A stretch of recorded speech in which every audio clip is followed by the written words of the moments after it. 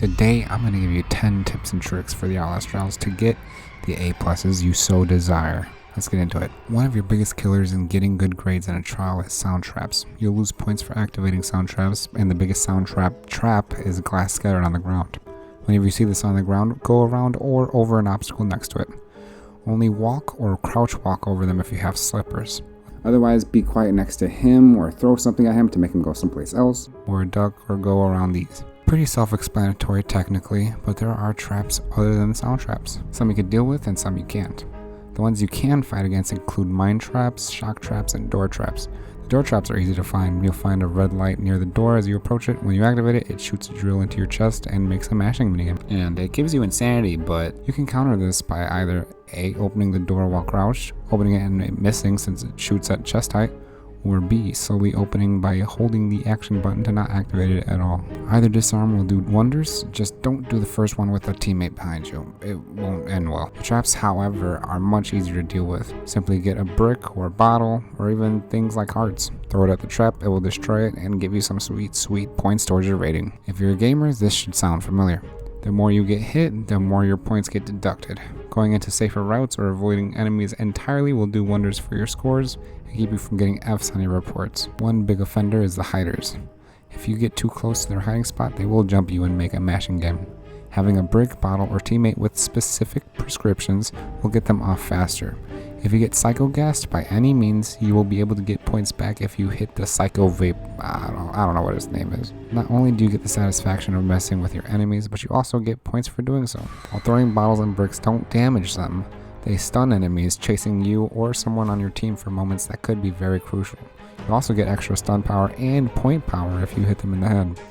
Strangely enough, even using things like the hearts and missions like Joel the Fireman count as using bricks bottles for headshots. I don't know why, don't ask me why. Also, spam everything when you're at the exit gates for extra points. Bottles, bricks, rigs.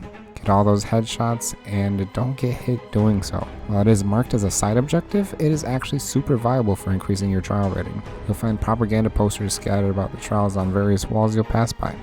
By staying aware and vigilant of them, it'll be hard to miss them, seeing as how they periodically light up to make it obvious that, hey, there's something to grab there.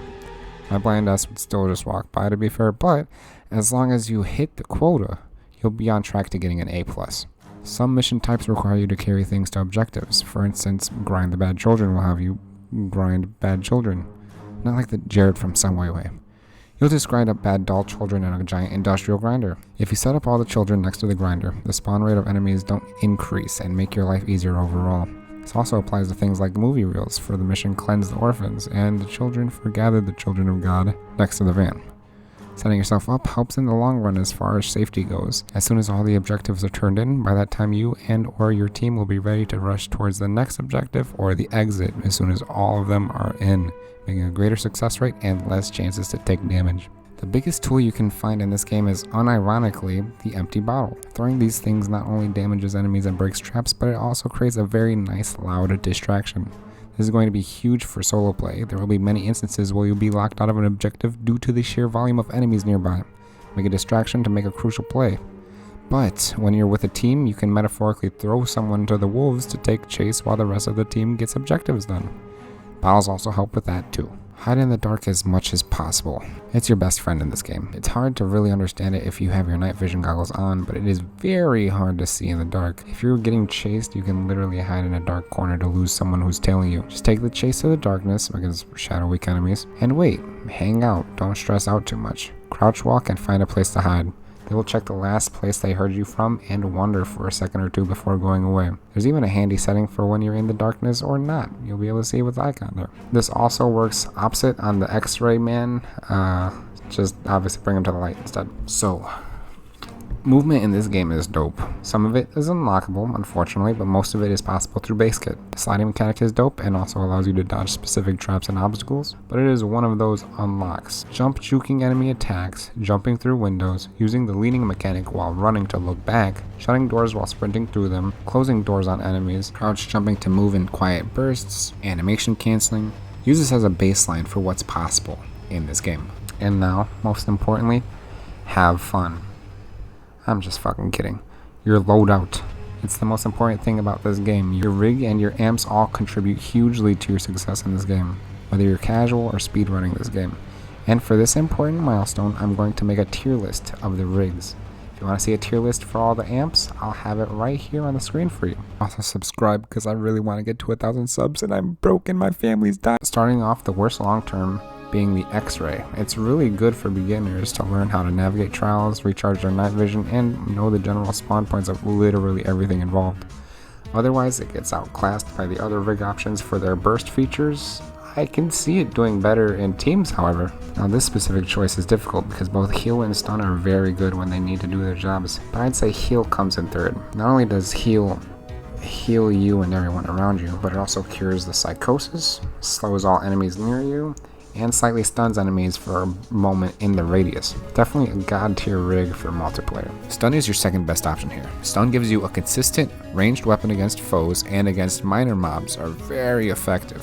What makes this useful is how strong the stun is against the Warden and Gooseberry. And to top it all off, it breaks traps, door traps, and recharges your stamina and night vision, even rewarding you with more recharge if you hit a trap with a stun. Great perk for solo and team efforts. And in some cases might even be better than the last option here. Blind is the best one out of all of them. If you're using each rig at its maximum efficacy, Blind, with the foresight and the knowledge to do so, outclasses each other rig by far, since at max rank it reloads itself on the ground, effectively making it work twice for one application. It gives adrenaline, and it stuns enemies and blinds them, leaving them stuck for a very prolonged period of time, effectively winning chases as long as you have the foresight to set it up. But that's the only downside. You have to know how and where to set it up so you can actually get it to work. Once you do though, it's an absolute game changer. But regardless of the tiers here, each rig can be used to get A+ in each trial, even X-ray, because using your rig gives you points towards your grade 2. So even X-ray is super viable because not only can you use it super often, but you can find healing items and weapons to even the playing field against the other rigs. Heal having no real downsides means it could be a better option than blind in so many different situations, especially heat of the moment decision making. And stun being able to be thrown makes it so that you have a ranged burst option at all times when you have it. To help your teammate, to help yourself, to break a trap, it's really up there. It's so good. All of them have their merits. Don't take my tiers as gospel. I have them ranked this way as a means of what objectively will give you the most utility at its highest quote-unquote power value. But even though that's it for this video, guys, that doesn't mean the tips stop there. Don't forget there's live marking, so you can keep track of enemies for yourself and your teammates through walls, or for certain things on the map. Find confidential rooms for permanent stat upgrades and goodies. Enemies have their own nuances that make them follow specific options over each other, so if you're currently getting chased by an enemy, that doesn't mean they're just going to automatically go back to your friend. But if you run far enough and they get far enough away from your objective, they'll be like, you know what, I gotta go back. Enemies can't see you through some objects, especially if you lean to a side. They don't really see you lean, so you can hide in plain sight sometimes. I mentioned this a little bit before, but if you're at the exit gates and you're playing with friends or teammates in general, and you notice that one of them is probably not going to get an A+, you could take this time to spam bottles, bricks, and even amp, like if you have rig rechargers and stuff like that, at the door for them, and even help hold out enemies by training, stuff like that. Just remember, don't get hit, because then it'll just mess everything up at the end anyways. Also, remember you can look at the TVs. It'll tell you how much time is left until the escape pods are finished. If you want a little bit more on this game series, or even more on gaming in general, come back to MoRonnie. Subscribe, like the video. I love you. Don't talk to strangers. Bye.